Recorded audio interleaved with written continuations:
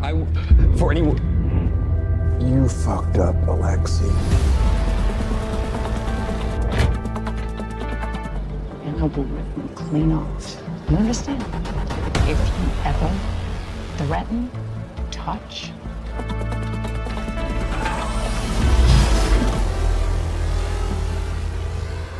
I love...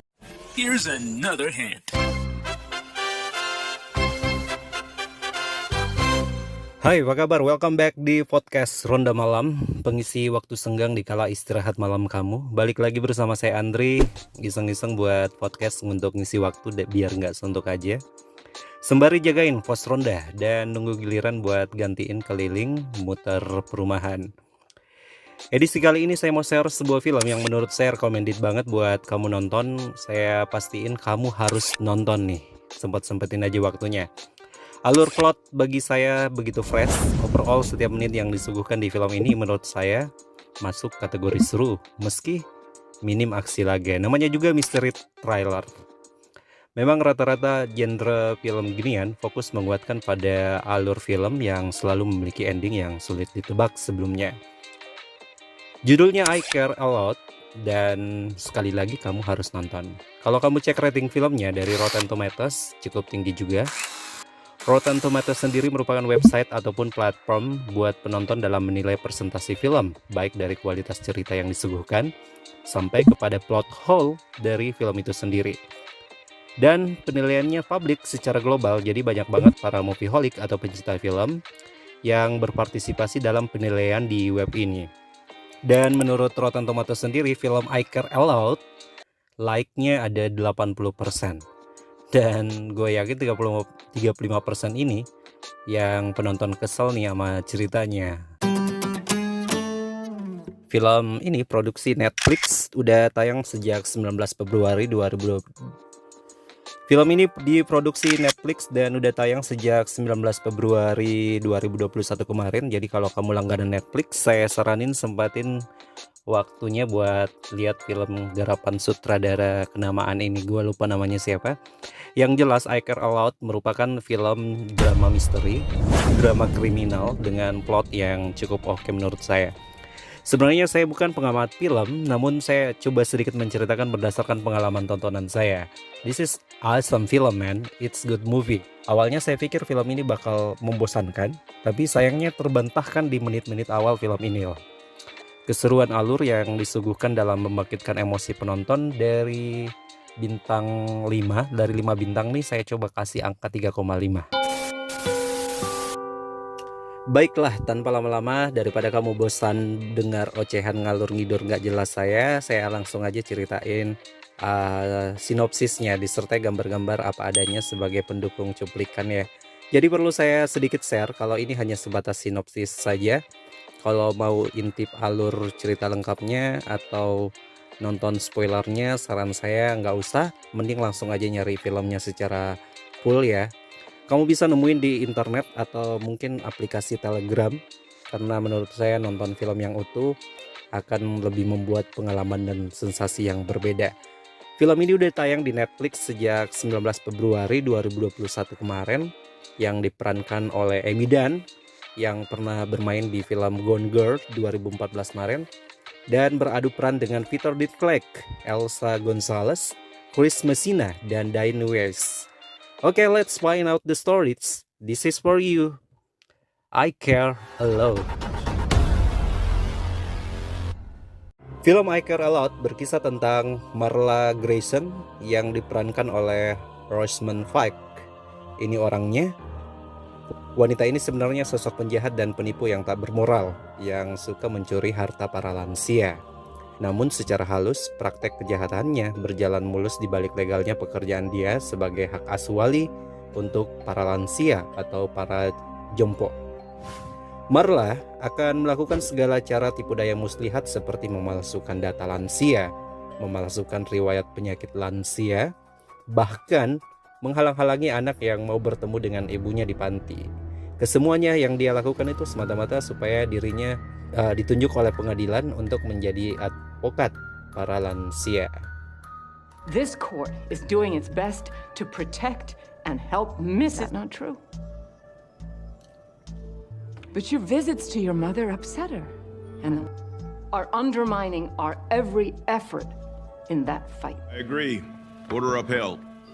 Jadi seperti yang diketahui bersama di negara Amerika sendiri, ketika seseorang udah lansia dan dinyatakan udah nggak mampu mengurus diri mereka, terlebih karena beberapa banyak faktor, entah itu riwayat sakit, atau bisa juga tidak memiliki anak atau keturunan yang bakal mengurus mereka, maka hak perlindungan dibebankan oleh negara. Maka negara akan merawat mereka di sebuah panti jompo. Bahkan gak sedikit juga mereka di Amerika sana malah anak-anak mereka yang menitipkan orang tuanya ke panti pengasuhan dengan alasan karena anak-anak mereka sudah gak mampu mengurus disebabkan kesibukan atau udah penat juga dengan urusan keluarga sendiri. Sehingga mereka tidak perlu lagi susah payah dengan tambahan beban yang ada. Miris, namun begitulah budaya yang ada di Eropa sana. Jauh berbeda dengan masyarakat kita yang begitu majemuk, syarat akan kesantunan dan nilai-nilai agama sebagai fundamental, ya enggak sih? Sehingga mungkin di negara kita panti sosial hanya didiami oleh orang-orang yang benar-benar sudah nggak memiliki anak cucu lagi. Nah, cerita inilah yang diasung oleh film I Care A Lot, sebuah representasi kehidupan di panti jompo dan terutama sorot sosok utama dari film ini yaitu Marla sebagai bajingan kelas kakap yang menguras harta bahkan biaya pensiunan dari para lansia dengan cara-cara yang legal. Just feels so good. You're on the number one. Alih memberikan pendampingan hukum, Marla akan menguras habis harta para lansia atau pensiunan dengan cara licik. Marla ini bajingan banget yang begitu berambisi untuk menjadi kaya raya. Dia dengan fatal menghalalkan segala cara untuk mendapatkan harta dengan bermain tipu muslihat. Sehingga banyak dari korbannya yang tak sadar kalau mereka telah ditipu. Nah, siapa korbannya? Yaitu anak-anak ataupun keluarga dari para lansia yang tidak berhasil menemui orang tua mereka di dalam panti. Karena sebenarnya Marla dan pihak panti memang dari awal sudah bekerja sama, sudah mengatur segala sesuatunya. Bahkan mengatur jadwal pertemuan dengan pihak keluarga daripada lansia. Ketika para lansia udah masuk di panti, ceritanya nih mereka akan dibatasi oleh banyak aturan, mulai dari kunjungan keluarga, kunjungan anak, ataupun siapapun yang mencoba untuk mendatangi panti, itu semua terkesan dibatasi. Bahkan sampai penggunaan handphone yang selalu diawasi. Sehingga hal ini membuat banyak korban yang menaruh dendam kepada Marla. Tapi herannya dia selalu memenangkan alibi di persidangan dengan memalsukan data-data penunjang yang ada. Dan membuat para ahli waris lansia tidak berkutik lagi untuk menuntut. Pelan-pelan namun pasti harta para lansia dikerok habis oleh Marla. Mulai dari menjual barang berharga seperti mobil, perhiasan, furniture, dan lain-lain, sampai menjual aset rumah milik lansia.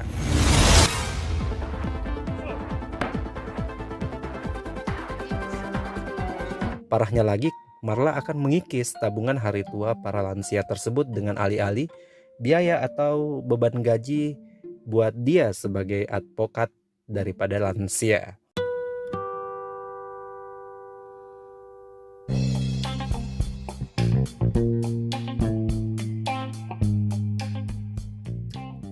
Usai berhasil menguasai aset dari puluhan pensiunan, Marla dan Fran yang diperankan Eiza Gonzalez, ini dia orangnya. Dia adalah partner kerjanya Marla sekaligus kekasihnya. Mereka berdua selain bekerja bersama, ternyata mereka adalah pasangan lesbiola. Singkat cerita, mereka menemukan klien baru. Klien yang diketahui bernama Jennifer Patterson yang diperankan oleh Diane Weiss. Ini dia orangnya. Wanita parubaya ini tak memiliki keluarga, ahli waris, ataupun utang. Mereka berdua telah meriset kemana-mana dan mensurvei data-data yang akurat dari berbagai sumber dan menemukan fakta jikalau wanita parubaya ini adalah sasaran yang empuk dan sangat menggiurkan buat mereka berdua.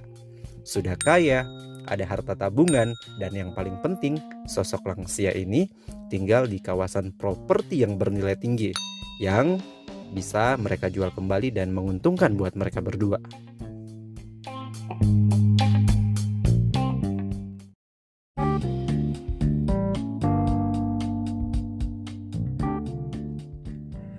Mereka berdua yakin bisa menguasai harta Jennifer dengan mudah, maka bersegeralah mereka untuk mendaftarkan pasien tersebut dengan bantuan kerjasama staf rumah sakit untuk mengurus catatan administratif si lansia.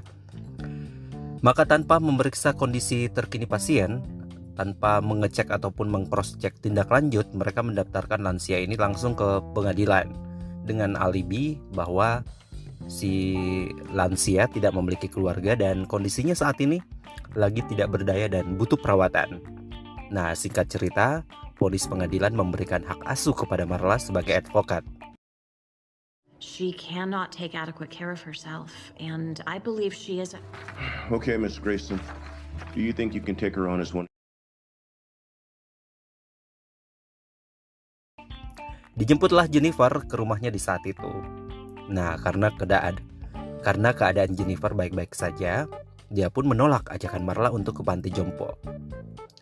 Namun Marla mengancam dengan memperlihatkan surat keputusan pengadilan dan memperlihatkan bahwa ada polisi yang ikut serta bersamanya. Maka dengan pasrah, Jennifer lansia ini menuruti keinginan Marla. Dia pun akhirnya secepatnya dipindahkan ke panti.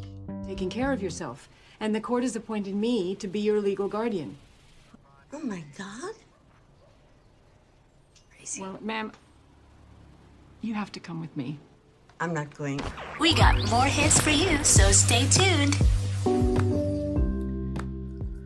Tidak menunggu besok ataupun lusa, aksi menjual aset pun segera mungkin dilakukan Marla dan kekasih les biolanya. Mereka membongkar isi rumah dan mencari aset-aset lainnya yang kesemuanya berencana mereka jual dan menjadikan sebagai kekayaan pribadi.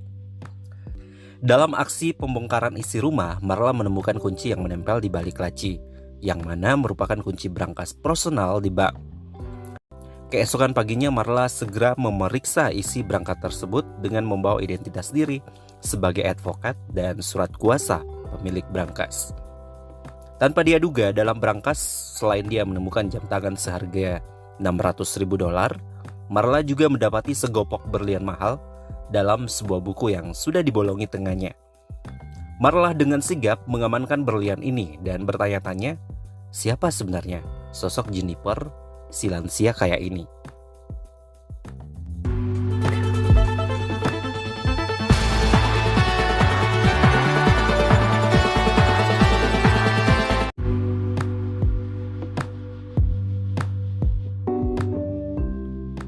Di sisi lain kita diperkenalkan Roman Lentaf, kita panggil aja dengan sebutan Mas Roman, yang diperankan oleh Peter Dinklage. Ini orangnya, dia adalah pemimpin gangster penjahat Rusia, dan juga ternyata adalah anak daripada Jennifer si lansia yang sudah diamankan di panti jompo oleh Marla. Dalam cerita film ini, Mas Roman setiap minggunya di waktu tertentu selalu bertemu dan berjanjian dengan ibunya di berbagai tempat yang berbeda. Dia seringkali mengutus anak buahnya untuk menjemput ibunya di rumah kediamannya. Cara ini dia lakukan untuk menyamarkan identitasnya sebagai gangster dan mafia Rusia. Yeah, a for sale sign out front. There's people in.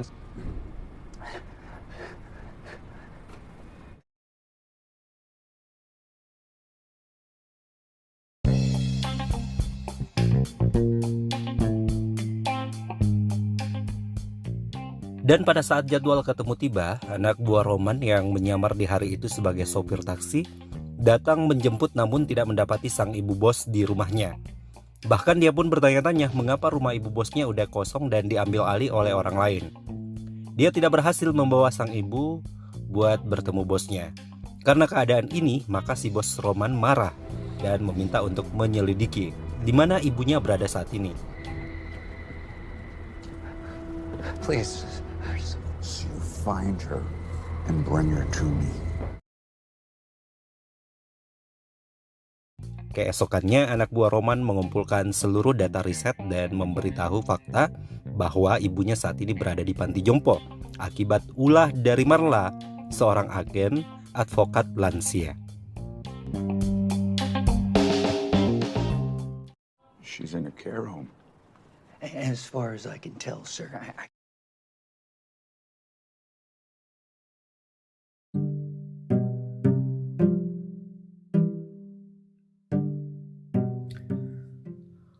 Roman yang gak senang dengan kondisi ini mengutus anak buah lainnya untuk bertemu Marla dan berupaya negosiasi, bahkan menjogok Marla dengan tebusan $300.000 agar Marla berkenan untuk mengeluarkan ibunya dari hak asuh negara. Dalam hal ini panti jompo. Utusan bos Roman datang ke kantor Marla dan menyamar sebagai pengacara dari Jennifer dan meminta Marla agar mengeluarkan lansia itu dari panti jompo. Upaya anak buah Roman kali ini lagi-lagi gagal bernegosiasi dengan Marla, meski sebelumnya Marla telah diberikan ancaman. Malah kenyataannya Marla meminta tebusan angka yang lebih tinggi dari penawaran sebelumnya jikalau ingin mengeluarkan ibu bosnya dari panti jompo tersebut.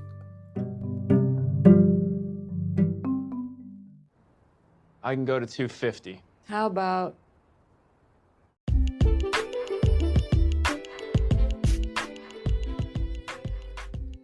Akhirnya Marla dan Fran segera menyadari kalau klien barunya ini bukanlah lansia kaya biasa seperti korban mereka sebelumnya. Akan banyak aksi perlawanan antara Marla dan Roman. Di satu sisi Roman ingin mengeluarkan ibunya dari panti jompo yang memenjarakan ibunya dan juga ingin menyelamatkan kembali berlian super mahal yang telah direbut oleh Marla. Nah, di sisi lain, Marla yang tidak jinak dan kapok akan ancaman dan tindakan Roman malah berusaha melakukan aksi melawan balik. Marla dan Fran kemudian menyusun strategi permainan baru. Marla dan Fran kemudian menyusun strategi permainan baru agar tak terjebak dalam genggaman Roman. Justru film ini menurut saya memberikan ending yang sangat klop, benar-benar diakhiri dengan cerita yang seimbang banget, sangat Firefly. Sayang jika saya ceritakan, saya sarankan sempatkan waktu buat nonton dan nilai sendiri aja. Lihat endingnya. I suggest, saran saya jangan terburu-buru untuk menonton filmnya. Nikmati alurnya secara bertahap dan bedakan film ini dengan film sejenis lainnya. Saya anjurkan jangan lihat spoiler atau bocoran filmnya, mumpung film ini masih terbilang baru.